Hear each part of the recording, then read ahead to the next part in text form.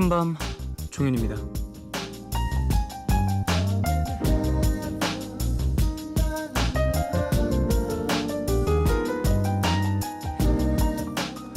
사람과 사람 사이에서 가장 중요한 게 여러분은 뭐라고 생각하세요? 믿음? 신뢰? 이런 것들을 생각할 수도 있겠죠. 근데요, 오늘은 제가 본 글귀를 하나 소개해드리겠습니다. 사람과 사람 사이에 가장 중요한 것은 뜨거운 것이 아니라 지치지 않는 것이다.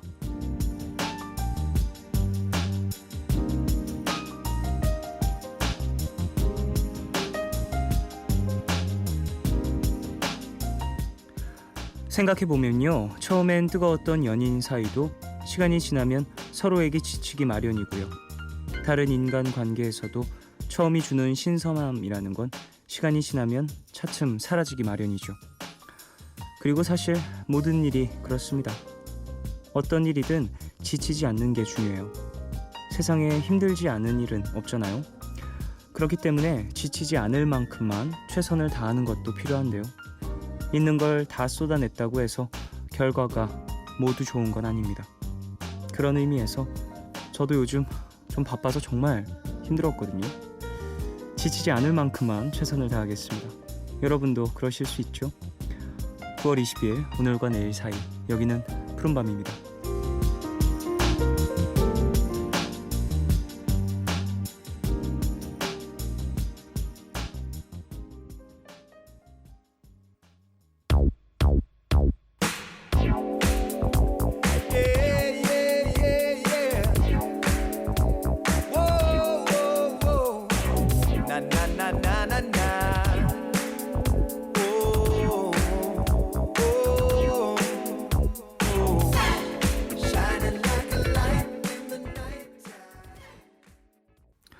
(9월 20일) 일요일 첫 곡으로 들으신 곡은 턱시도의 The Right Time 이었습니다. 턱시도 노래 좋은 거 진짜 많더라고요. 저도 그 예전에 15년도에 나온 앨범의 타이틀곡이 So Good이었나요? 그 곡 이제 그 곡 정도만 이 정도로 알고 있다가 이제 나인 씨가 소개를 해주면서 아, 그런 팀이구나 싶어서 막 찾아 들었는데 좋은 곡이 되게 많은 그런 팀이었어요. 그리고 감성이 되게 잘 심지어 맞아 떨어져서 와, 좋은 팀 알았다 막 즐거워했었던 기억이 나네요. 자, 오프닝 얘기 좀 해볼까요? 그래요, 지치지 않는 게 진짜 중요한 것 같아요. 항상 이렇게 얘기를 하다 보면 좀 제가 모순이 되는 이야기를 하게 되는 경우들도 많이 있는 것 같은데 그것도 좀 여러분들에게 도움이 됐으면 좋겠다는 생각을 하네요. 그러니까 어떨 땐 이럴 때도 있고 어떨 땐 정반대된 선택을 할 때도 있고 이야기를 할 때도 있고 하지만 오늘은 조금은 뭔가 최선을 다하는 것도 정말 중요하지만 오늘만 사는 게 아니니까 이게 미래를 좀 바라보면서 앞을 좀 내다보면서 노력을 하면 나의 힘을 아낄 필요도 있다라는 이야기를 좀 했네요. 근데 이게 진짜 어려운 것 같아요. 나의 남아있는 어떤 힘을 개선하는 것, 남아있는 어떤 흥미도를 개선하는 것, 이게 진짜 쉽지가 않잖아요. 사람 관계에서도 그렇고 어떠한 꿈을 찾는 거라든지 일에서도 그렇고 우리 가족분들 중에서는 그런 걸 정확하게 계산하는 분이 계신다면 어떠한 요령으로 하셨는지 저에게 좀 알려주시길 바랍니다. 제가 그런 거 잘 못하거든요. 자, 오늘 미드나잇 스포일러 함께하는 날입니다. 수식어를 소개하다가 참 지칠 지경이죠. 영화, 경제, 경영, 건축 전문 신기주 기자님 잠시 후에 모셔서요, 좋은 영화 또 소개해드리겠습니다. 90s but goodies에서는 여러분의 90년대 신청곡을 기다리고 있어요. 짧은 건 50원, 긴 문자와 사진 첨부 문자 100원이 추가되는 샵 8000번으로 사연과 신청곡 보내주시고요. 무료인 미니 어플 카카오톡 메신저로도 참여 가능합니다. 라이브 MBC 화음 공개방송 이제 이틀 남았죠. 9월 22일 화요일 오후 8시 상암동 MBC 골든 마우스홀에서 열리는데요. 당첨자 분들은 홈페이지 들어오셔서 확인을 하시면 되고요. 푸른밤과 함께하는 라이브 MBC 화음은 다음을 통해 실시간으로 보실 수 있습니다. 그날 봬요. 푸른밤은 정화예술대학교 인터파크 투어, 글로리아 교육재단, 롯데관광, 삼성 디지털 프라자, 다우닝 산업, 윈가드, 렉서스, 대한항공 갤포스와 함께합니다.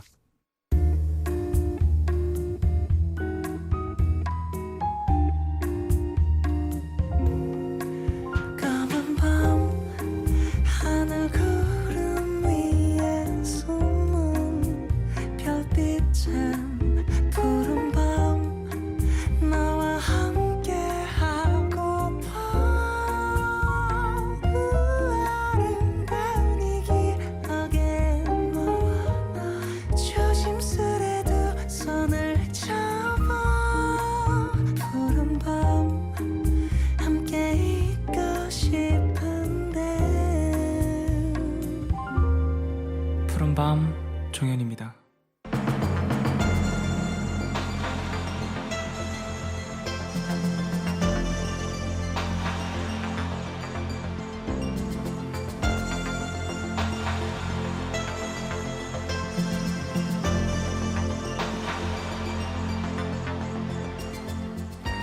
영화 속에서 사람이 작아진다는 설정 자체는 이제 더 이상 신선함을 주지 않죠. 하지만 그게 히어로라면 혹은 초소형 잠수정으로 사람의 몸속을 탐험한다면 얘기는 달라질 수 있습니다. 미드나잇 스포일러, 오늘은요, 다른 크기, 다른 눈으로 보는 세상을 현실감 넘치게 구현한 두 편을 소개하겠습니다.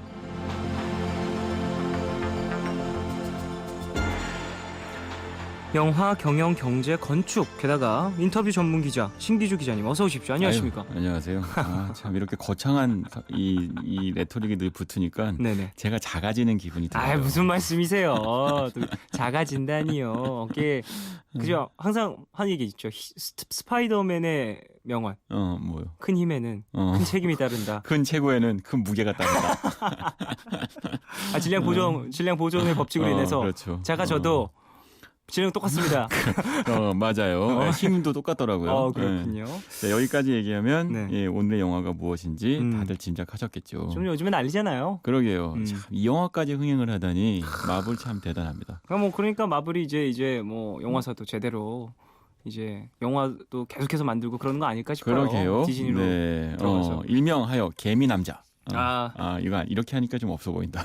앤트맨입니다. 아니, 사실 앤트맨이라는 만화를 저는 코믹스로 알고 있었어요. 어렸을 때 이미 저는 봤어요? 사실 네. 커서 봤죠. 어. 큰 후에 이제 코믹스 마블 코믹스에 대한 관심이 좀 많고 DC 코믹스를 좋아하다 보니까 잡지 만화식으로 나오잖아요. 그래서 그거에 대한 관심이 많아서 앤트맨도 되게 재밌게 본 시리즈물 중 하나인데 이건 영화로 못 나올 거야라는 생각을 했거든요. 왜냐면 네. 우스꽝스러울 것 같은 거예요. 일단 되게- 제목부터 그죠. 아이언맨 있어 보이잖아요. 뭔가 근데 사실 뭐 그것도 미국 쪽에서는 깡통맨 깡통 남자, 깡통 로봇 뭐 이런 거지만 네. 어쨌든 우리한테 우리가 듣기에는 또 우리가 또 모르는 네. 말이잖아요. 영어 할 줄 아세요? 나는 못 하는데. 근데 앤트맨 같은 경우에는 A, B, C, D 할 때 A, ant 그쵸. 바로 배우는 첫 번째 저는 단어이기 그게 때문에 아줌마 남자인 줄 알았지 또 앤트. 그래서 조금은 뭐랄까 우스꽝스러울 수도 있고 이 코스튬도 어찌 보면은 우리가 지금까지 봐왔던 어떤 그런 화려한 코스튬보다는 좀 더 뭔가 좀 맞아요. 별로인 것 같고 이게 다시 자꾸 비유하지만 아이언맨 보세요. 뭐 이렇게 정말 난리 나죠. 빛이 나오고 날아다니고 미사일 나오고 정말 최신형 스포츠카를 연상시키는 수트예요. 맞습니다. 하지만 앤트맨의 수트는 잠수복 같고 우비인가 뭐 비닐 같기도 하고 뭐 참 없어 보이죠? 그런 게 있는데 네. 이게 영화로서 지금 흥행을 하고 있다라는 그게 거. 참 놀라워요. 지금 말씀하신 것처럼 저도 앤트맨까지는 어려울 것이라고 봤고 네. 뭐 이제 이 마블 히어로 시리즈는 많이들 얘기하시니까 상식들이 있으실 테지만 네. 어벤져스 시리즈의 원년 멤버다라고만 알고 있었죠. 그렇죠. 하지만 한물 간 사람인 줄 알았어요. 그랬더니 이 영화까지 흥행을 하면서 마블은 자신의 이거 이제 뭐 시네마틱 유니버스라고 하더라고요. 그러니까 이제 만화 세계가 아니고 코믹스 유니버스의 세계가 아니고 영화로 표현하는 자기 히어로물의 세계에 굉장히 중요한 캐릭터 하나를 추가한 셈이라고 그렇죠. 하더군요. 네. 이제 또 그러면 어벤져스에서 어떠한 활약을 이제 보여줄 수 있는 거겠죠. 네, 앞으로도. 뭐 그런 모양이에요. 이제 곧 이제 내년에 그 캡틴 아메리카 시빌 워라고 하는 차기작이 나온다는데 거기에 출연할 모양이더군요. 아, 참, 뭐 이런 것까지 다 알고 있어. 참. 작전을 기가 네. 막히게. 정말 이게 세상에 중요한 일이 많은데 뭐 이런 것까지 알고 있냐고 하시는 어르신분들이 계시겠지만 하지만 영화 네, 전문 기자시니까. 어떤 분들한테 굉장히 중요해요. 네, 그렇죠? 맞습니다. 그래서 어쨌든 이 앤트맨에 대해서 잘 모르시는 분들에 위해서 설명하자면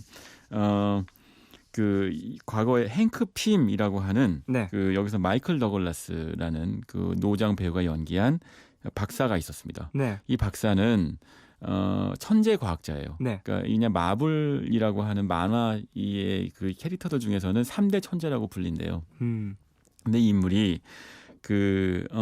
사람의 크기를 마음대로 키웠다 줄였다 할 수 있는 핌 입자라는 걸 개발했답니다. 네. 이게 만화 또 영화 속 설정이에요. 네. 그러니까 이게 뭐 원리는 잘 몰라요. 그러니까 뭐냐면 분자와 분자 간의 거리를 마음대로 줄일 수 있는 입자라고 하는데 그게 뭔지 중요하진 않겠죠. 그렇죠. 네, 뭐 과학적으로 이거는 뭐 증명될 수가 없어요. 토끼발 만화니까요. 같하고 비슷한 겁니다. 그게 뭔지 모르지만 일단 중요하다는 걸로. 네. 그래서 결국 이 핌 입자를 갖고 지구와 이 세계 평화를 지켰어요. 그게 이제 5, 6, 70년대 이야기랍니다. 그런데 이제 어떤 이유로 이 행크 핌 박사가 그 당시에 이 활약했던 조직이 우리가 잘 알고 있는 쉴드죠. 네. 어벤져스 1편, 2편에서 보면 왜 거대한 항공모함에 헬기 타고 다니는 사람들 있잖아요. 항공모함 막 날아다녀. 멋있어. 예, 그런 쉴드라고 하는 조직이 있고 그 쉴드라는 조직의 일원으로서 행크 핌 박사가 이제 그 핌 입자를 통해서 자기의 크기를 키웠다 줄였다 함으로 해서 앤트맨이라는 이름으로 활약을 하죠. 네. 그랬는데 그러니까 이 영화 속 이 스토리를 보면 아이언맨도 등장하기 전이에요. 앤트맨은 사실은 결국 그러니까 그 모든 슈퍼히어로에서 캡틴 아메리카 다음의 세대인 거죠. 네. 그런데 어떤 이유로 이제 그 어떤 이유는 영화 속에서 나오는 중요한 반전이니까 아무리 이게 스포일러라고 해도 다 얘기할 수는 없고. 맞습니다. 어쨌든 그래서 이제 그 쉴드를 떠나서 잠적을 하게 되죠. 그리고 나서 세월이 오래 지났대요. 그런데 갑자기 스콧이라고 하는 인물이 등장합니다. 네. 이거 좀 다른 이야기인데 이 스콧은 전과가 있는 하지만 그 딸 아이를 하나 두고 있는 전과가 있는 이혼한 남자예요. 네. 그런데 이 사람은 원래는 나쁜 사람은 아니었고 그 영화 속 설정에서 보면 그 회사에 비리를 고발했다가 네. 이제 결국은 그게 어떤 일에 연루되면서 전과를 갖게 된 좀 억울한 사연이 좀 있긴 하죠. 그리고 하지만 어쨌든 감옥에서 복역하고 나온 이후에는 친구들이 다 전과자 같아요. 그래서 그냥 이제까지 있었던 영웅들하고 좀 달라요. 네. 인물들과 다릅니다. 얘는 아이언맨은 은수저를 물고 나온 인물이죠. 은수저라니요. 아니에요? 완전 다이아몬드 수저. 그래요. 플래티늄 수저죠. 그것도 여러 개씩 물고 나와서 네. 뭐 허리춤에 꽂고 다니고 뭐 이런 인물 같아 보이고 뭐 헐크, 브루스 배너 박사는 타고난 천재인 맞아요. 거죠. 캡틴 아메리카는 원래는 굉장히 평범한 인물이었지만 정신적인 그러니까 이른바 정신력에 있어서만큼은 모든 캐릭터를 압도하는 인물. 맞아요. 뭐 등등의 어떤 슈퍼히어로로서의 특별함이 존재하는데 여기서 아까 언급했던 행크 핌 박사조차도 천재죠. 그렇죠. 하지만 스콧이라는 인물은 평범하게 짝이 없는 인물이에요. 근데 이런 인물을 뜻밖에도 행크 핌, 마이클 더글라스가 연기한 원조 앤트맨이 네. 자신의 후계자로 지목하게 되는 거예요. 이게 이 영화의 시작점인 거죠. 네네. 이게 만화 속에서도 중요한 소재이기도 한데 여기서 약간 제가 꼭 얘기하고 싶은 부분이 나왔습니다. 평범한 영웅.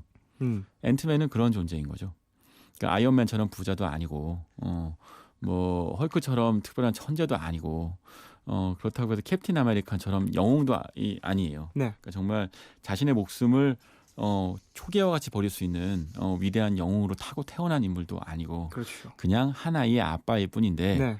어쩌다가 두 번째 기회를 얻는 거죠. 한 번 범죄를 저지르고 네.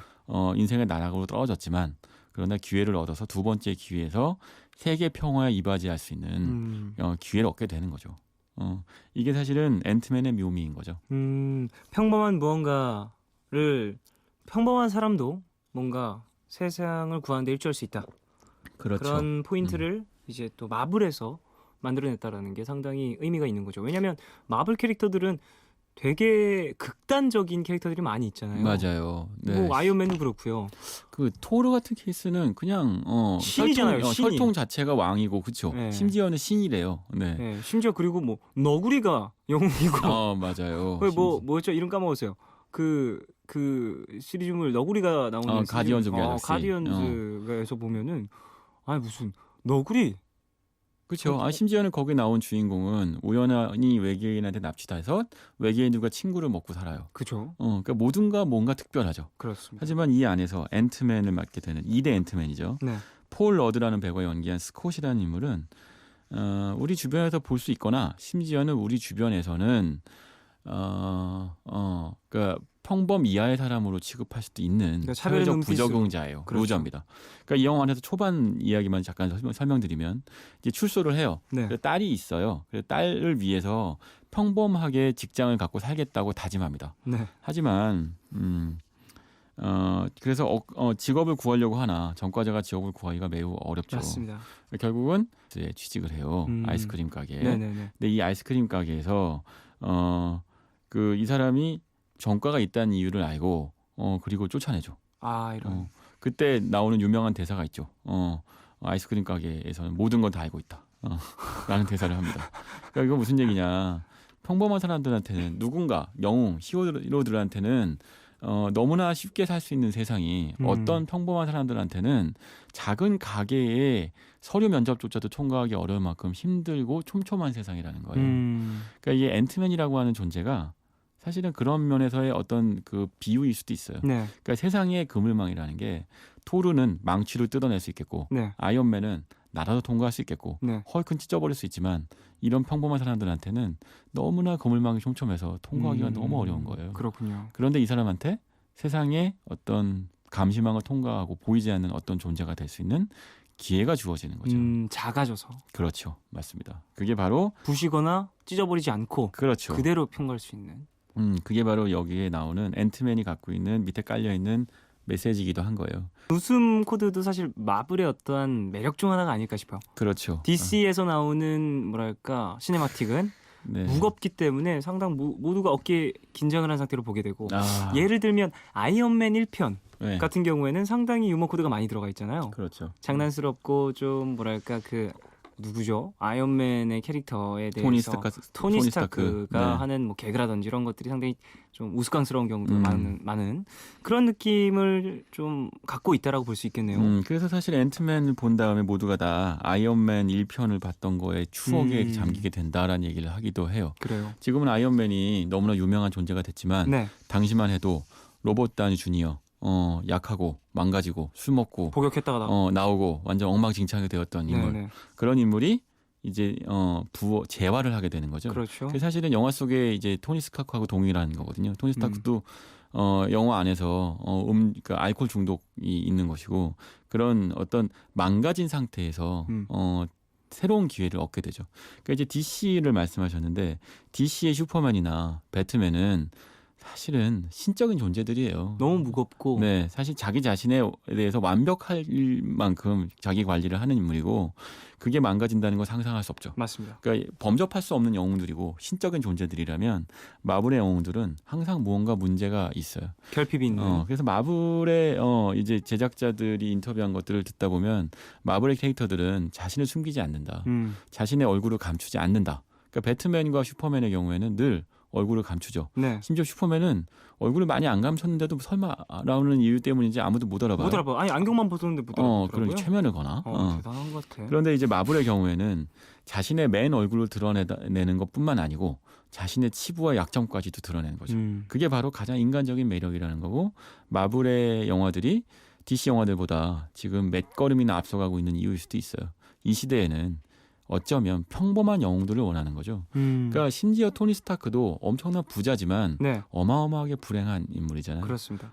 비극적인 아버지의 죽음을 겪게 되고 그리고 강박증과 네. 천재적인 능력을 갖고 있으면 사실은 굉장히 그 아이언맨 3에서 나오죠. 공포와 두려움을 갖고 있는 어떤 인물인 걸로 나오고 네. 그런 인물들을 등장시켜서 보통 사람들의 공감대를 얻어내는데 그게 앤트맨에서는 아주 주요한 테마로 등장하는 거예요. 한 번 실패한 인물. 하지만 우연한 기회로 두 번째 기회를 얻게 되고 그리고 그한테 그 기회를 얻어야만 하는 충분한 이유가 있어요.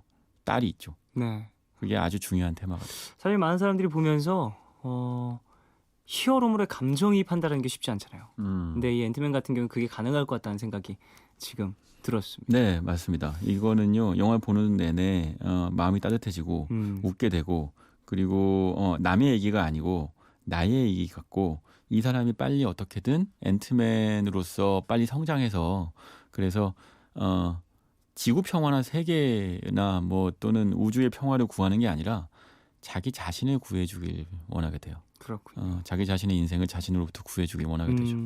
그거에 빠져들게 되면 앤트맨이 어쩌면 이전의 마블 어떤 히어로물보다 매력적이라고 느끼게 될 수도 있습니다. 자, 노래 한 곡 듣고 와서 이야기를 계속 이어가겠습니다. 앤트맨 얘기하고 있으니까 마이 앤트메리의 골든 글러브 듣고 오겠습니다.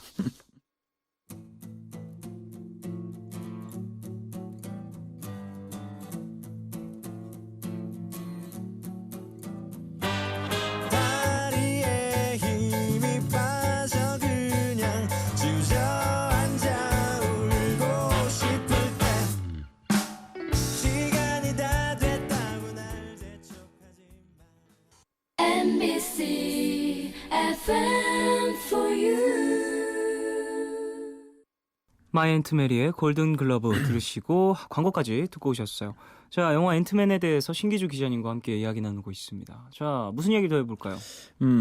마블이 디즈니의 가족인 건 알고 계실 거예요. 그렇죠. 네, 사실 앤트맨은요, 그 정말 대놓고 디즈니 영화라고 표방하는 거죠. 디즈니가 가장 좋아하는 건 가족 이야기거든요. 사실 그 영웅 히어로 놀이에서 가족이 등장할 여지는 많지 않아요. 맞아요. 영웅은 항상 그렇죠. 계백장군처럼 자, 나라를 지키러 가기 전에 가족 따위는 초기화와 같이. 뭐 이게 사실은 영웅이라고 하는 거에서 요구되는 어떤 지점이거든요. 네. 나보다, 가족보다, 뭐 지구, 나라, 뭐 대의 명분 이런 걸 지키기를 원하는 것. 그런 대표적인 캐릭터가 캡틴 아메리카죠. 그렇죠. 그한테는 예전에는 사랑하는 사람이 있었을지 모르지만 지금은 지구 지키는 것 이외에는 아무런 관심도 없고 맞아요. 사생활도 없어요. 네. 뭐 이제 어벤져스의 마지막 2편의 마지막에서 보면 그냥 훈련소에서 먹고 자기로 하는 거잖아요. 그 사람한테는 아무런 사생활이 없죠. 네.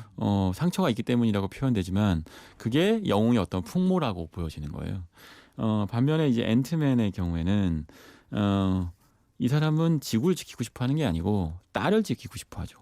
어린 아이가 있고 그 딸 앞에서 당당한 아버지가 되고 싶어 해요. 네. 근데 영화에 보면 이제 이 딸을 구할 수밖에 없는 어떤 이야기가 펼쳐지죠. 그러니까 영화 얘기 잠깐 하면 그 당연히 이 스콧, 그 앤트맨한테는 강력한 적이 생겨요. 그 적은 이제 그 예전에 행크 핌의 제자였던 인물인데 네. 이 인물이 자기만의 또 다른 입자를 만들어내면서 이제 그 앤트맨에 대적할 만한 강력한 적수가 되죠. 자기 스스로를 작게 만들 수 있는 기술을 네, 갖게 네. 되면서요. 그러다 보니까 결국은 이들과 갈등을 빚게 되는데 하필이면 그때 딸아이와 가족들이 위기에 처하게 되는 거죠. 결국은 이 얘기는 디즈니가 갖고 있는 아주 본질적인 코드인 자, 지구를 구하는 것도 나라를 구하는 것도 결국은 가족을 구하기 위한 것이다. 네. 라고 하는 메시지를 반복해서 던지고 있는 거예요. 그러니까 이전의 캐릭터들, 그러니까 어찌 보면 디즈니 입장에서 보면 토니 스타크 같은 별종도 위험한 인물이고요. 네. 헐크는 헐크의 만화 스토리 좀 아시는 분들이 계시겠지만 너무나 위험한 인물이라 네. 지구 밖으로 추방당하잖아요. 그 정도죠. 그렇죠. 맞습니다. 그 심지어는 아니면 이제 토르의 경우에는 왕이 될 인물인 것이고 네. 가족이 등장할 요소가 많지 않아요. 그런데 앤트맨에서 마침내 디즈니가 정말 벼르고 하고 싶었던 이야기를 한 거죠. 모든 것 다 가족이야. 가족을 지키기 위해서 당신은 전쟁터에 나가는 것이고 이런 위험을 불사하는 것이야. 라는 얘기를 하게 되는 거예요. 네. 그러니까 얼마나 이 얘기를 하고 싶었을까 싶어요. 디즈니가. 그렇게 오랫동안 마블 이야기를 끌고 오면서 정말 이번에야말로 제대로. 앤트맨으로 자신의 캐릭터를 자신들의 색깔을 드러낸 거죠. 이 영화 내에서 가장 중요한 뭐랄까 포인트가 되는 것은 사실 우리는 거대화되어 있는 히어로물에 익숙하죠. 로봇을 탄다거나 뭐 예를 들면 뭐가 있을까요? 뭐 트랜스포머 그 맞아요. 이후에 나왔던 뭐 퍼시픽 rim 같은 영화를 보면 거대 로봇들이 등장하고 무언가와 이제 지구의 운명을 걸고 싸우는 것들 로봇가 나오고 거대하고 크고 화려하고 대단하고 그런 것들과 이제 싸우는 것에 익숙해져 있죠. 근데 앤트맨은 작아지잖아요. 이게 상당히 재밌는 요소인 것 같은데 커질 대로 커지는 지금 이 뭔가 히어로물의 시장에서 왜 갑자기 작아지는 걸 선택했고 그것으로 이제 사람들의 관심을 끌었다라는 게 전 재밌거든요. 사실 아주 재밌는 걸 지적하셨는데요. 일단 영화를 보시면 아시겠지만 스케일이 달라져요. 네. 이게 사이즈가 다른 영웅이 왔다. 뭐 이런 표현들을 썼었는데 네. 그러다 보니까 우리가 알고 있는 일상적인 생활 공간이 어마어마한 전투의 격전지가 돼요. 자, 어벤져스 보시면 뉴욕 정도는 초토화가 되고 아유, 2편에서는 그것도 모자라서 도시 자체가 하늘로 날아오르고 맞습니다. 스케일이 커질 대로 커지죠. 나중에 뭐 헐크 단계가 되면 우주가 망가지고 붕괴되고 뭐 그죠. 어디까지 갈 거냐는 거죠. 허황되는 것도 정도가 있죠. 물론 그런 그 슈퍼 히어로가 준비가 되고 있대요. 그게 닥터 스트레인지라고 하는 슈퍼 히어로라고 하더라고요. 맞습니다. 그런 인물은 뭐 거의 우주 자체를 집어삼킬 만큼의 마법사라고 하던데. 마법사. 이름도 닥터 스트레인지. 네, 맞아요. 베네딕트 컴버배치가 연기를 한다고 네. 하더군요.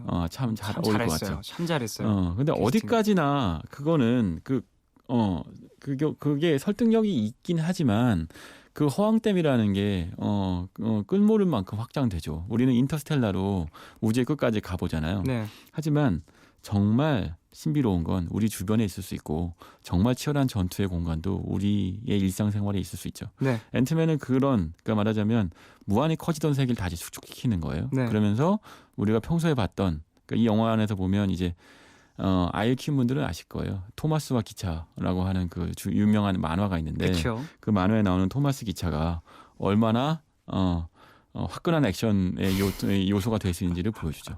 그것도 이 뭐라고 해야 되죠? 티저라고 하나요? 뭐 그런 영상으로 네. 이제 공개가 됐었던 걸 기억해요. 맞아요. 그 네. 기차에 치이잖아요. 토마스 기차에 앤트맨 저기 치나요? 뭐 맞아요. 네, 그런 장면이 나오는데 이런 거 보면 그러니까 우리 일상을 새롭게 보게 만드는 측면이 하나 있어요. 그리고 지금 지적하셨듯이 작아진다고 하는 게 무슨 의미가 있는지를 영화 보면서 생각하게 돼요. 그러니까 이게 앤트맨이 좀 재밌는 거죠. 영화 보고 나서는 새삼스럽게 이게 뜻하는 그 은유들과 네. 상징들을 자꾸 음미하게 되거든요. 왜 작아졌을까? 우린 사실은 말씀하신 것처럼 거창하고 거대한 세계에서 위대한 영웅들의 싸움만 보고 사는데 벌써 10년 가까이 보낸 것 같아요. 맞아요. 마블의 시리즈가 나오고 다크나이트가 등장하면서 영웅의 세계에서 이젠 지칠 때도 되었어요. 그죠? 그 거대해지는 것들과 맞아요. 화려해지는 것에서 그리고 세고 강하고 위대한 인물들의 영웅 놀이가 좀 지겹다 싶을 때가 되었어요. 그때 앤트맨이 등장해요. 그러니까 일종의 힐링을 해주는 건데 그러면서 이 사람의 동기는 지구 평화가 아니고 좋은 아빠가 되는 것이고 이 사람은 나하고 다른 보통 영웅인 것이고 그리고 그의 능력은 대단한 게 아니에요. 작아지는 거죠. 커지는 것도 아니고 맞아요. 심지어 작아진다니. 작아져서 우리가 흔히 우습게 보는 개미들과 함께 편을 이뤄서 싸우죠. 개미 군단도 나오잖아요. 맞아요. 네, 개미 군단과 개미들의 도움을 받아서 하늘을 날아다니고 침투할 수 없는 곳에 침투하고 네. 첩보 작전을 펼치죠. 그러니까 우리의 눈높이에 맞게 되는 거예요. 그러니 우리가 그래 토니 스타크는 은수저든 금수저든 물고 살았고 캡틴 아메리카는 너무 멋있지만 내가 도저히 그런 인물은 될 수 없다 싶을 때 공감대를 얻게 되고 그러면서 좀 위로를 받는 측면이 있거든요. 히어로물 지겨운데 아니면 지쳤거나 남 얘기 같은데 그래 이 정도라면 친구 삼을 수 있겠다라는 느낌을 주는 거예요. 저는 왠지 이 영화를 생각을 하면서 그 영화 있잖아요. 19금 테드. 그 네, 영화가 네. 조금 떠올랐어요. 왜냐하면 뭐 연결고리가 뭐 장르적으로 있는 건 아니지만 어찌 보면 우리가 익숙해진 어떠한 머릿속에 그려져 있는 큰 그림들을 깨버리는 플랫폼을 갖고 있으면서 네. 거기서 나를 힐링시켜 준다라는 그렇지 게 맞아요. 그런 연결고리가 좀 19금 테드와 비슷하지 않을까라는 생각을 네, 했었어요. 지금 키워드 다시 말씀하셨는데 이게 히어로물 힐링이죠. 힐링 히어로물이랄까? 라는 측면이 있어요. 마음이 따뜻해지는 측면이 있고. 근데 이게 이 영화를 보다 보면 당연히 그 여주인공이 등장하겠죠. 그 여주인공은 이제 행크 핀 박사의 딸인 호프란 인물인데 네. 저도 굉장히 좋아하는 여배우예요. 에반젤린 릴리라고 하는 여배우입니다. 음. 사실은 모든 영웅한테는요. 그 여주인공이 있죠. 그 아이언맨한테도 당연히 페퍼가 있고요. 네. 모든 영웅한테는 존재하는 것인데 이 영화 안에서는 또 이 여주인공하고의 관계가 또 독특해요. 어떤데요? 그러니까 이것이 굉장히 재밌는데요. 모든 이 히어로물에서는 여주인공은 구원의 대상일 뿐이에요. 구해줘야 하는 존재. 그렇죠. 네, 그게 대표적인 케이스가 토르에 나오는 제인이죠. 어. 그냥 영원히 끊임없이 토르가 돌아오길 기다리고 토르가 언제 돌아올지 우울해하고 뭐 이런 인물이에요. 그럴 수 있겠네요. 그리고 사실은 뭐 페퍼 역시도 뭐 나중에 아이언맨 3편이 되면 이제 좀 더 능동적인 캐릭터로 바뀌어지지만 네. 그러나 초반에서는 항상 남자 주인공이 구해줘야만 하는 어떤 인물이죠. 근데 이 영화 그 이제 앤트맨에서의 호프 에반젤린 릴리가 연기한 호프는요. 네. 남자 주인공보다 강하고 똑똑해요. 그리고 심지어는 그보다 과학적 지식도 뛰어나고 아버지 닮아서 이 앤트맨 수트 입자에 대한 비밀도 많은 걸 알고 있어요. 그러니까 말하자면 새로운 남녀 관계를 보여주거든요. 그러니까 더 이상 남자한테 구해달라고 아우성치는 여자가 아니에요. 오히려 남자를 가르치고 남자를 이끌어주는 네, 인물인 네, 거죠. 네. 그러니까 앤트맨은 요즘 사람들의 가치관을 훨씬 많이 반영하고 있어요. 그러니까 과거에 이제까지 우리가 봐왔던 히어로물들이 굉장히 고전적인 사고방식 안에 있다면 남녀 그렇죠. 관계가 있었던 그 자기 자신에 대한 어떤 그 투철한 사명감 이런 것들을 자꾸 강조하는 것이라면 앤트맨은 정말 요즘 우리가 살고 있는 세상의 세계관을 고스란히 투영하고 있죠. 그게 어찌 보면 히어로들의 세계에서 보면 작은 사람들의 세상인 거예요. 네. 그 작은 사람들의 세상으로 영웅들이 내려온 거죠. 상당히 중요한 포인트인 것 같아요. 그러니까 뭐 앤트맨이 작아졌다 뭐 이런 게 좀 재미기도 하지만 더욱더 중요한 건 어떤 이전에 갖고 있었던 히어로물들에 대한 이제 우리들의 생각들이 굳어질 수 있는 순간 나오면서 네. 새로운 어떤 갈래를 하나 더 주었다라는 것. 그리고 이걸 만들어낸 마블과 디즈니 역시 타이밍을 아는 회사라는 걸 다시 한번 네. 생각하게 되네요. 정말 마블 영화는 그래요. 판타스틱 4 같은 영화를 보면요. 이번에 나온 거? 네. 마블 영화는 마블 이외에는 안 만드는 걸 법으로 측정하든가 해야지. 그 판타스틱 4는 다른 데서 만들었나요? 네, 다른 데서 만들었죠. 이 판타스틱 4가 저는 안 봤어요. 근데 네. 뭐 어떠한 별점 주는 걸 보니까 이것은 생지옥이다. 뭐 이런 식으로 표현을 판타스틱한 지옥. 이것은 무슨 영화 이후 이 정도는 처음 막 이러면서 별점 0.5점, 0.1점 막 이런 식으로. 네, 그렇게 되는 이유가요. 그러니까 마블이라는 그 회사에서 만든 캐릭터는 수십 년 동안 수없이 많은 에피소드를 통해서 퇴적되어서 만들어진 형성된 존재거든요. 그러니까 이게 단지 그 판타스틱 4든 뭐 앤트맨이든 또는 뭐 아이언맨이든 그냥 어떤 능력만 갖고 있는 인물이 아니고 네. 여러 가지 작가들과 인물들과 어떤 에피소드와 환경들과 어떤 조건들 때문에 이 캐릭터가 이제 진화해 온 것이고 그걸 완벽하게 이해해야만 이 캐릭터를 영화로 구현할 수 있다는 것 같아요. 그러니까 이 영화, 그러니까 이제 앤트맨의 그 감독이 페이튼 리드라는 감독이라는데 네. 이 감독이 누구보다도 앤트맨의 팬이었고 마블의 만화의 팬이었다고 하더라고요. 그러니까 이 단지 영웅이 작아진다라고 하는 모티브만 갖고 영화를 찍었다면 이 지금 우리가 얘기하고 있는 수없이 많은 요소들을 영화에서 다 놓쳐버렸겠죠. 그렇겠죠. 판타스틱 4가 그런 경우예요. 그러니까 놀라운 4명의 이 히어로들이 지구를 구한다.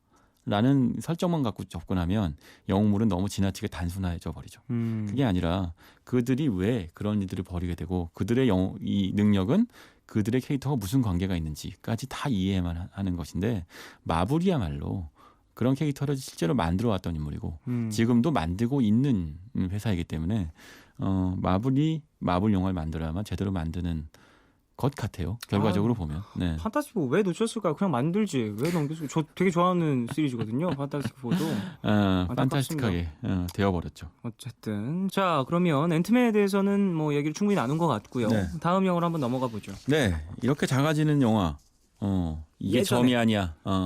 옛날에도 있었어요. 엄청 옛날에. 맞아요. 저도 참 옛날에 재미있게 봤던 영화예요. 1987년작입니다.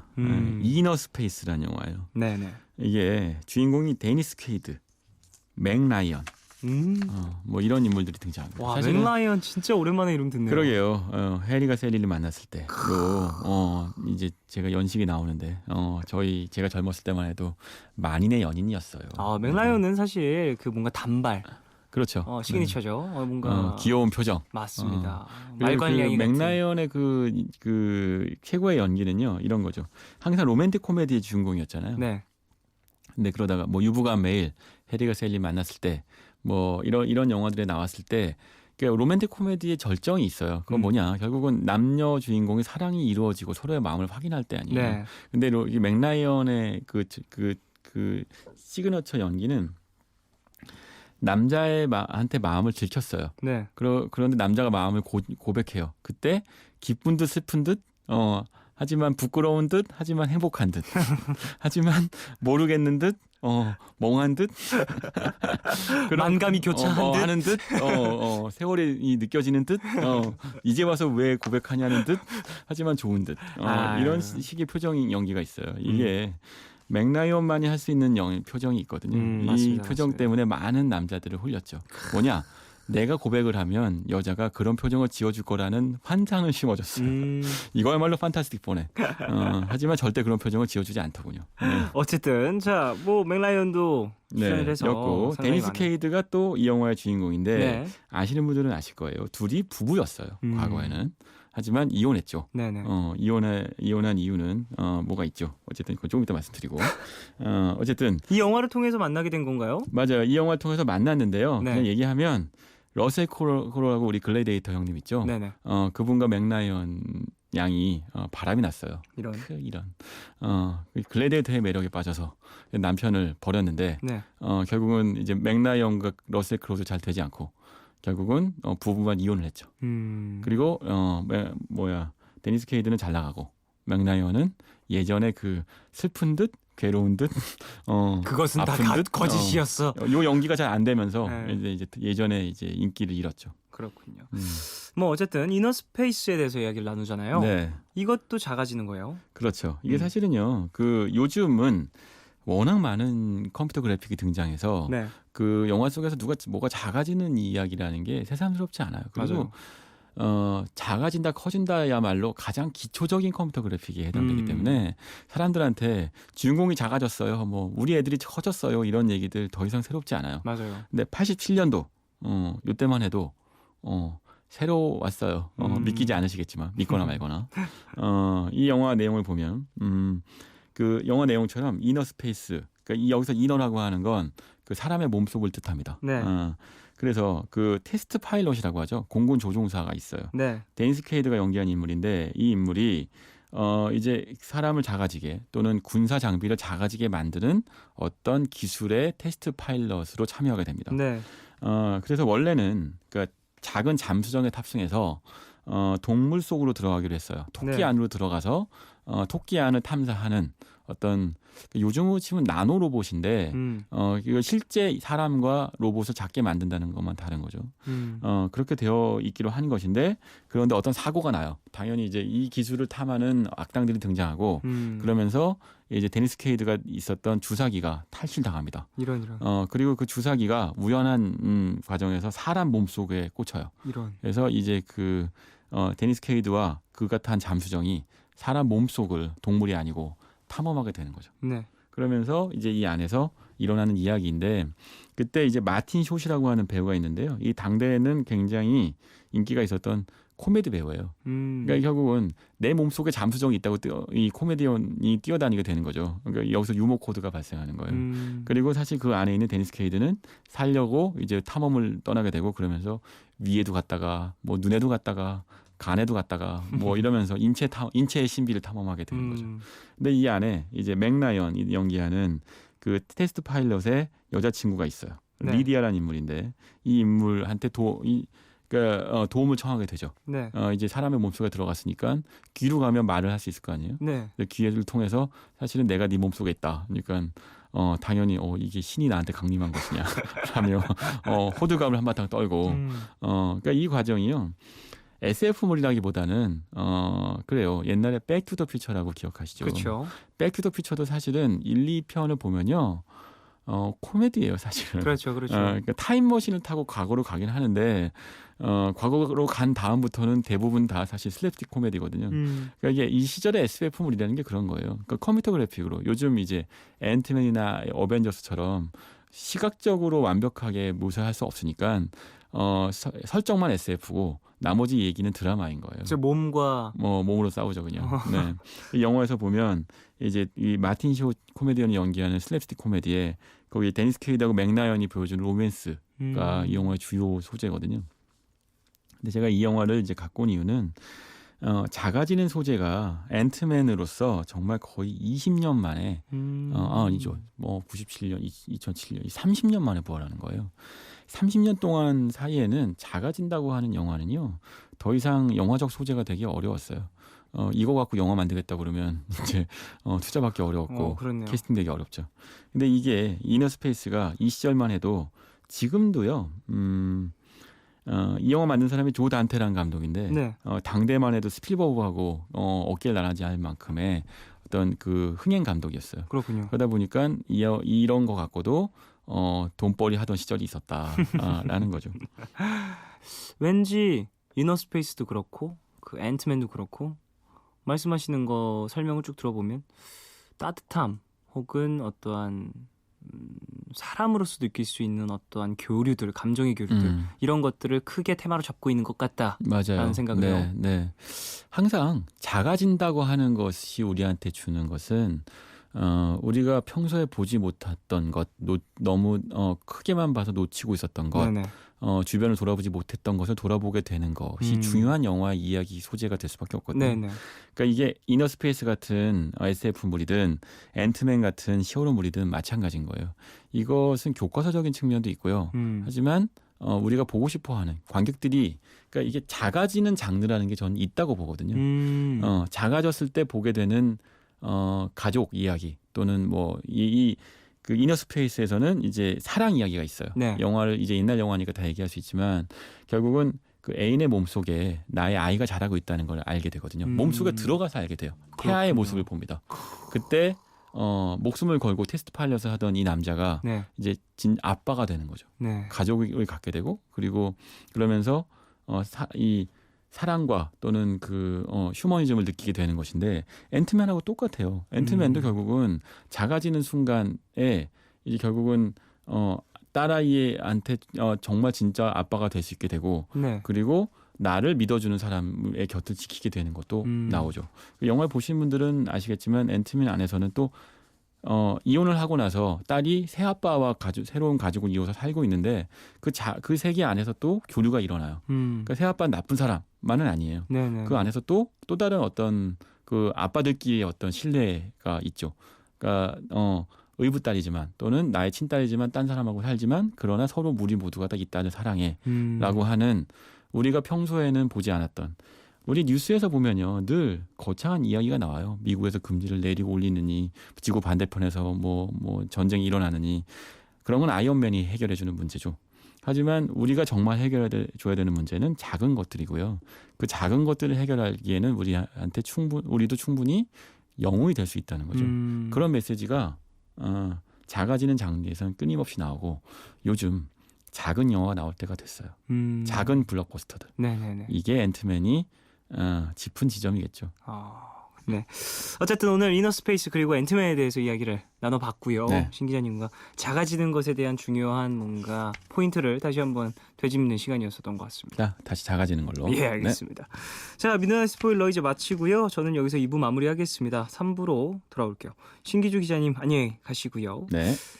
에바 캐시디의 Autumn Leaves 이 곡은 김아리님 신청곡입니다. 이 곡 들으시고 광고도 함께 들으시겠습니다.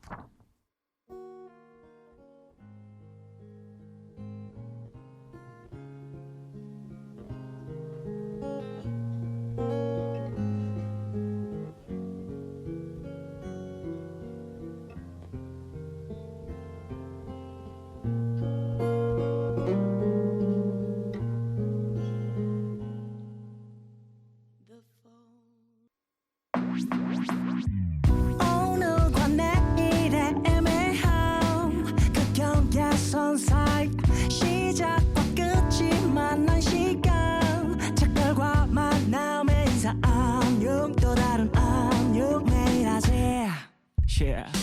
널 보면 넌 푸른 밤을 상상하네 널 보면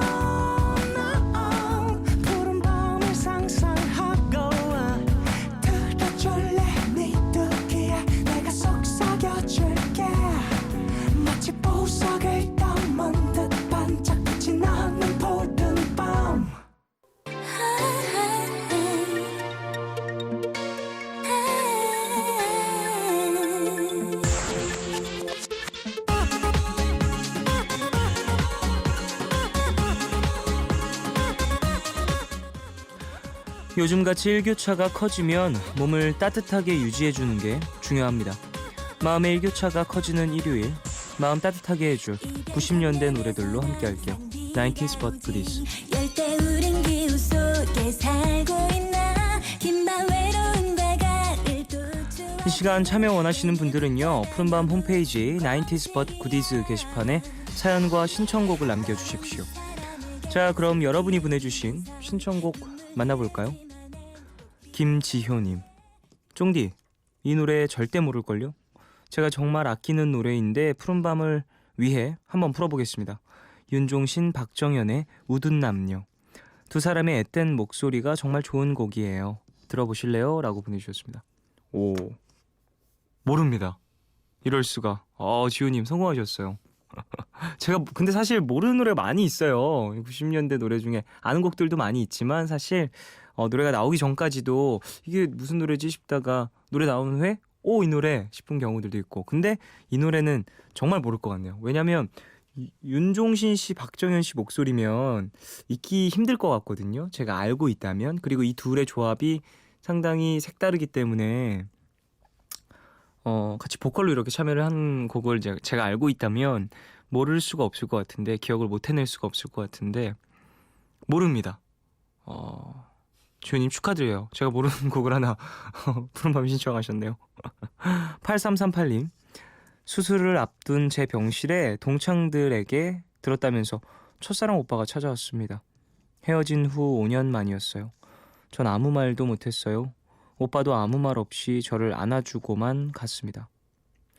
한 번쯤 보고 싶은 사람이었는데 볼 수 있어서 행복했지만 한편으론 슬픈 하루였네요. 양파의 애송이의 사랑 신청합니다. 라고 보내주셨어요. 이게 헤어진 후 5년 만이었다라고 보내주신 거 보니까 어떠한 연인 관계에 있으시다가 이제 또 다시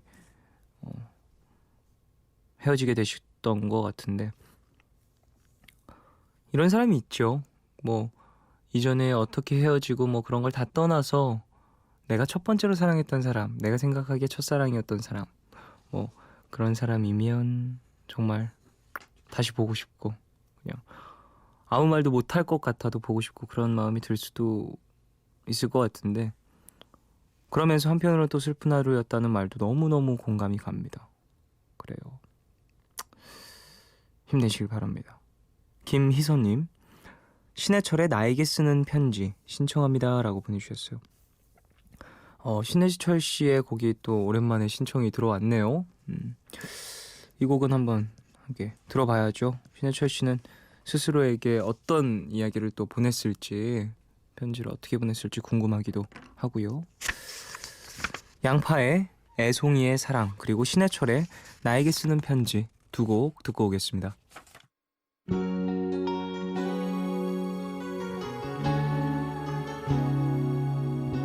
잠 못 이룬 새벽 난 꿈을 꾸고 있어. 흐느끼만큼 지친 눈으로 바라보.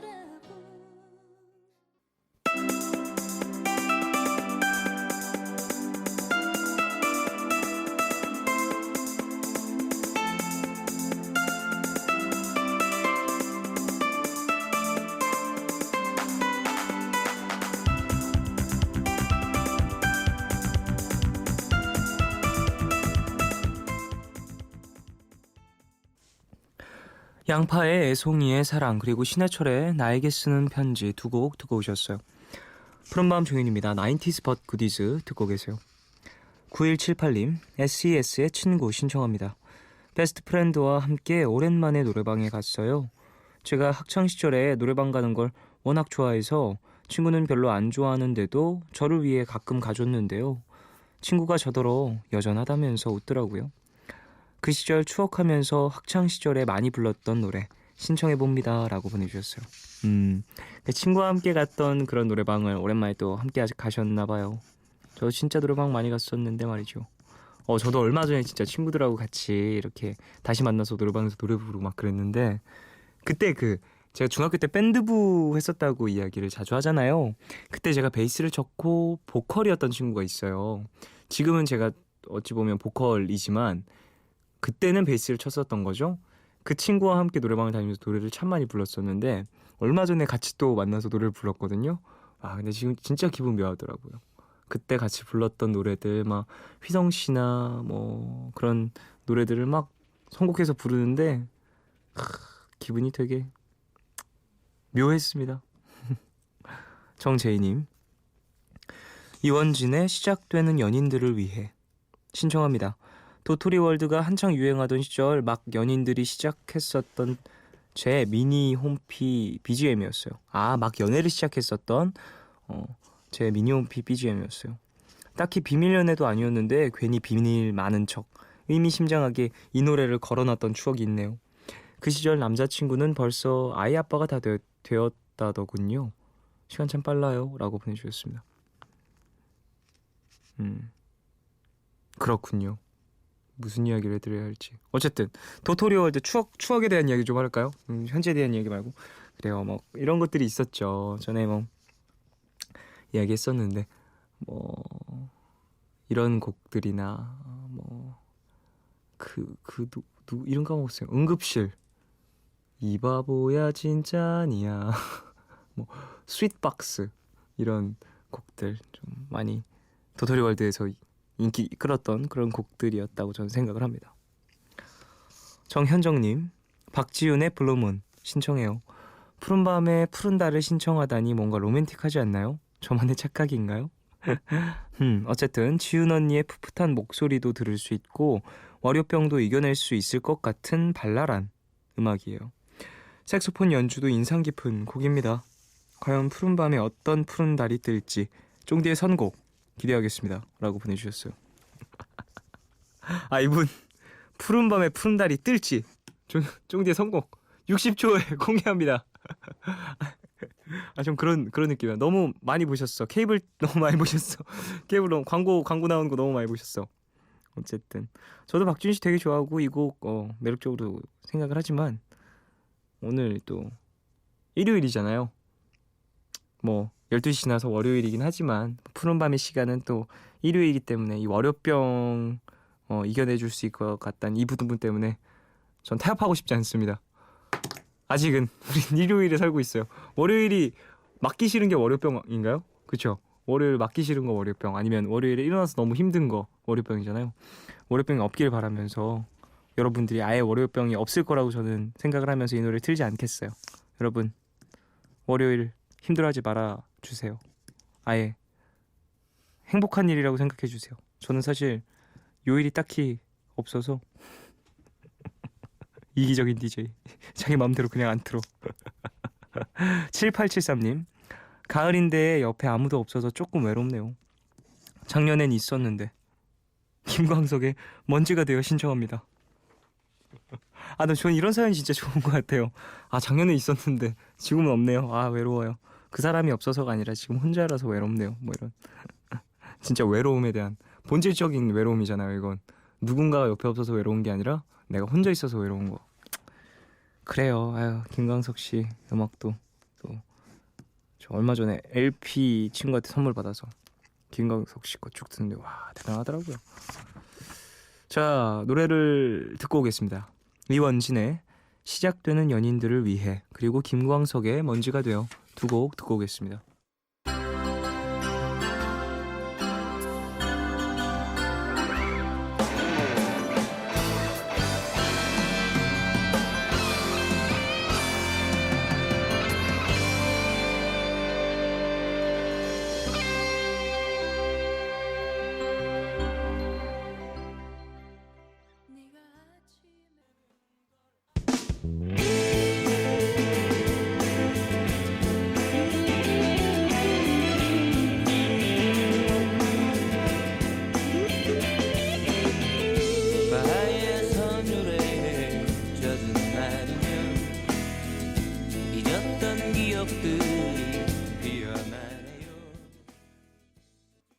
이원진의 시작되는 연인들을 위해 그리고 김광석의 먼지가 되어 두 곡 듣고 오셨어요. 90s but goodies 계속해서 이어갈게요. 김찬주님, 오늘 야외 공연을 보고 왔는데 진짜 가을이더라고요. 얇지 않게 입었는데도 좀 추웠어요. 그리고 드디어 춘추복 입을 수 있어서 좋네요. 하복은 안 이뻐. 델리 스파이스의 차우차우 신청해요. 어제 나왔다고 해도 믿을 것 같은데 90년대 노래라니 놀라워요 라고 보내주셨습니다. 춘추복 입으신다는 거 보니까 뭐 중학생 아니면 고등학생이신 것 같은데 차우차우 이 곡을 아시네요. 이 곡이 요즘에는 거기서 가장 많이 틀리죠? 그 마녀사냥에서 그 너의 목소리가 들려가 아니라 너의 곡소리가 들려로 지금도 그 코너 진행하나? 어쨌든 그 코너가 진행이 되면서 또 다시 한번 또 많이 불려졌던 걸로 저는 기억을 합니다. 전규성님, 권진원의 해피 버스데이 투 유 신청합니다. 고1 때 처음 이 노래를 듣고 너무 좋아서 특별한 날이 생기면 꼭 라디오에 신청해야지 라고 마음먹은 지 벌써 17년이 흘렀네요. 저는 벌써 8살, 6살 두 아들의 아빠가 되었고요.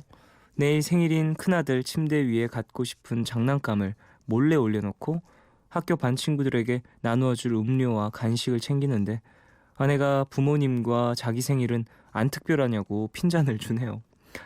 사랑하는 아내 주영미, 이렇게 이쁜 큰아들 낳아줘서 이만큼 키우느라 고생 많았고 고마워 라고 보내주셨습니다. 그래요. 신청곡은 해피 버스데이 투를 이렇게 보내시면서 아내분과 또 이렇게 또 가족을 생각하는 마무리 아름다웠습니다. 처세술이 좋으신 분이네요. 아들과 아내를 동시에 챙기셨어. 6살 아들은 어떻게 해요? 6살 아들도 또 나중에 한번 또 따로 챙겨주시길 바라겠습니다. 오래전부터 라디오를 정말 함께 해주신 분인 것 같아서 더 뭔가 이런 가정적인 이야기가 따뜻하게 다가오는 것 같기도 하고 그렇네요. 9048님, 지니의 뭐야 이건 신청해요. 시원하게 지르는 노래인 줄만 알았는데 지금 들으니 생각이 많아지는 곡이더라고요. 하고 싶은 일들을 조금씩 도전해보느라 경력이 취약한 상태에서 생각해본 적 없는 직업을 갖게 됐는데요. 지금 하는 일을 계속 해도 될지 이대로 안주하는 건 아닐지 고민이 끊이질 않네요. 몇 년 전까지만 해도 지금의 제 나이가 되면 꽤 프로페셔널한 커리어우먼이 돼 있을 줄 알았는데 노래 가사처럼 제가 이루려던 꿈, 제가 찾는 제 모습은 뭐였을까요? 일단 부딪히고 모든 걸 걸어보기 어려워진다는 게 좀 서글퍼져서 주절거려봤습니다 라고 보내주셨어요. 일단 부딪히고 모든 걸 걸어보기 어려워진다, 이 말이 되게 공감이 가는 것 같아요. 저도 그랬었거든요. 진짜 일단 부딪혀보고 내가 진심이면 통하고 내가 사실이면 내가 떳떳하면 괜찮아, 세상은 알아줄 거야 라는 생각을 갖고 있었는데 제가 겪어본 것들은 좀 아닌 것들도 종종 있었어가지고 내가 사실이라고 아무리 얘기를 해도 남들은 날 안 믿어주는 경우도 있고 내가 믿는 것들이 가끔은 부정당할 때도 있고 이렇기 때문에 모든 걸 건다라는 게 상당히 어려운 선택이 될 수도 있다라는 걸 저도 느껴본 적이 많아가지고 지금 9048님의 사연에 되게 많은 공감이 가는 것 같아요. 근데 그걸 서글퍼하지 않았으면 좋겠어요. 시간이 좀 흐르니까 사는 게 당연히 그런 것 같더라고요. 어쩔 수 없이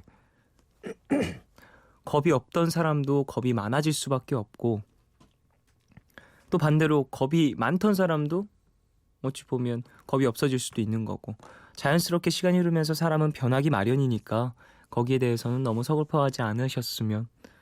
그리고 또 웃긴 게 서글퍼하는 걸 무서워하지 않으셨으면 하는 마음도 있어요. 서글퍼하면서 사는 거죠 뭐.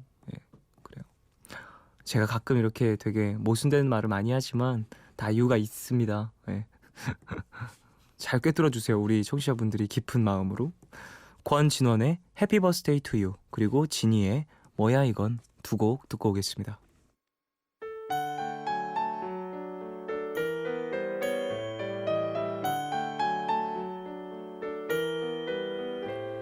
이슬비가 내리는 오늘은 사랑하는 그대의 생일날 온종일 난 그대를 생각하면서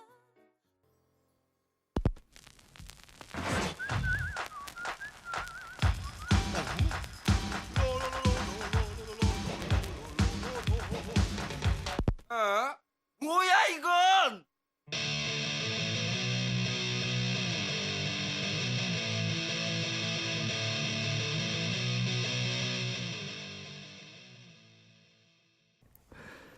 권진원의 해피 버스데이 투 유 그리고 지니의 뭐야 이건 두 곡 듣고 오셨습니다.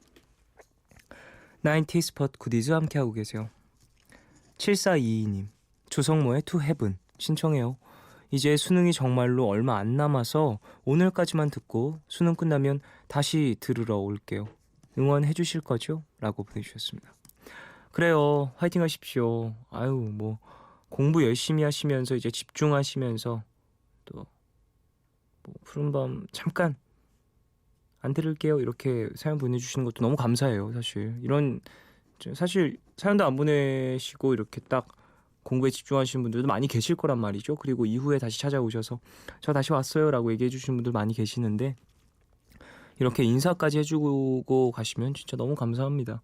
그리고 좋은 결과 있으시길 바라고 집중하셔서 잘 마무리하시길 바라겠습니다. 또 오세요 꼭. 정도현님 학교 축제 때 과에서 급 밴드를 결성해서 참가하게 됐는데요. 저도 얼떨결에 들어가게 됐습니다. 근데 저는 악기를 못 다뤄서 코러스를 맡았어요. 정확히 말하자면 댄서용 코러스. 지금 노래 연습보다 춤 연습을 더 하고 있어요. 그래도 노래는 코러스의 지존인 조규찬님의 믿어지지 않는 얘기 신청해봅니다 라고 보내주셨어요. 아니 뭐 이런 것도 있습니다. 뭐 갑자기 이렇게 밴드를 이렇게 결성하게 돼서 막 하는 거 이런 게 되게 뭔가 청춘들 열정 막 즐거움 행복함 막 그런 것들이 많이 묻어날 것 같아요. 전 사실 급 결성 이런 건 안 해봐서 잘 모르겠지만 어쨌건 좋은 경험하시고 재밌는 무대 경험 하시길 바라겠습니다. 자 조성모의 To Heaven 그리고 조규찬의 믿어지지 않는 얘기 두 곡 듣고 오겠습니다.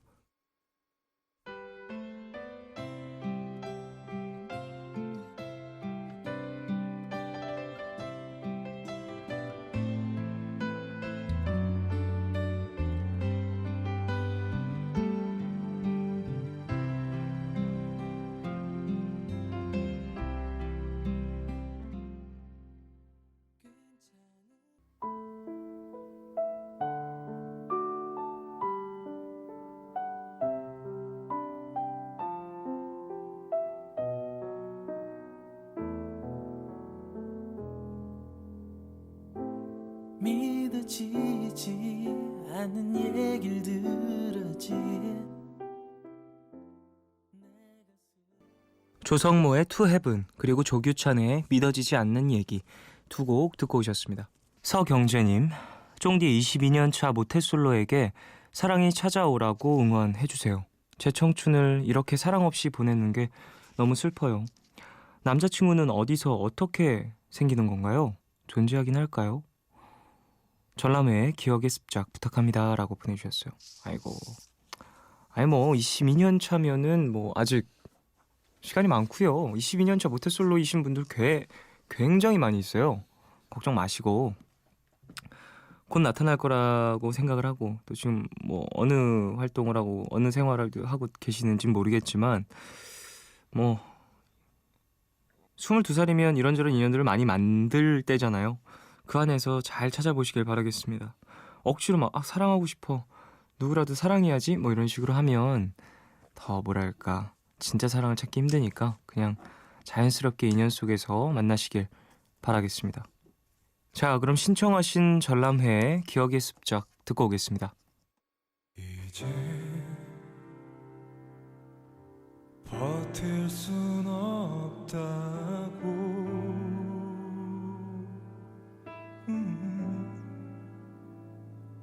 휑한 웃음으로 내 어깨 기대어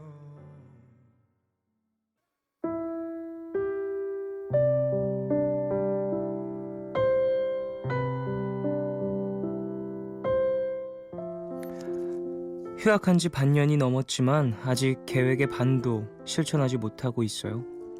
나는 나만의 길을 가야지. 나는 재수도 했고 휴학도 했고 하지만 늦은 건 아니야. 이렇게 늘 스스로를 위로해 왔는데요. 한 해, 두 해 나이를 먹다 보니 자신감도 흐려지고 진로를 바꿔야 하나 하는 생각도 종종 하긴 합니다. 주변 친구들도 이미 직장인인 사람이 있어서인지 불안한 마음이 생기더라고요. 제가 가는 길이 맞는 건지 의문이 들어 요즘 따라 자주 우울해집니다.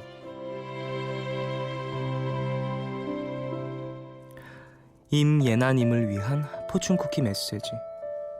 나이라는 숫자는 항상 남과의 비교를 통해 더 큰 의미를 가져요. 내 삶의 방향에 맞게 차근차근 잘 가고 있다가도 더 어린 친구들과 얘기를 하고 돌아보면 이상하게 우울해지는 기분 이해할 수 있죠. 근데 자주 말씀드리는 거지만 그 친구들과 나와는 다른 방향을 향해 가는 거니까 비교의 기준이 다르다고 생각을 합니다. 설사 같은 방향을 가고 있더라도 살아오면서 축적한 삶의 자산이 다르잖아요. 다른 경험들을 했을 거고 그 속엔 자신만의 경험들이 있겠죠. 꿈꾸는 사람의 나이는 다 비슷하다고들 얘기하잖아요. 오늘 끝곡 안녕하신 가영의 어떤 종류의 환상 들려드리겠습니다. 지금까지 푸른밤 종현이었습니다. 내일도 쉬러 와요.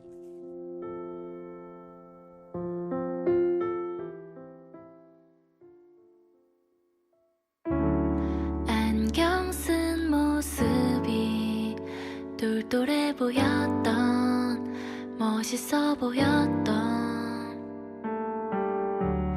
어려운 문제도 아무렇지 않게 풀 것만 같았던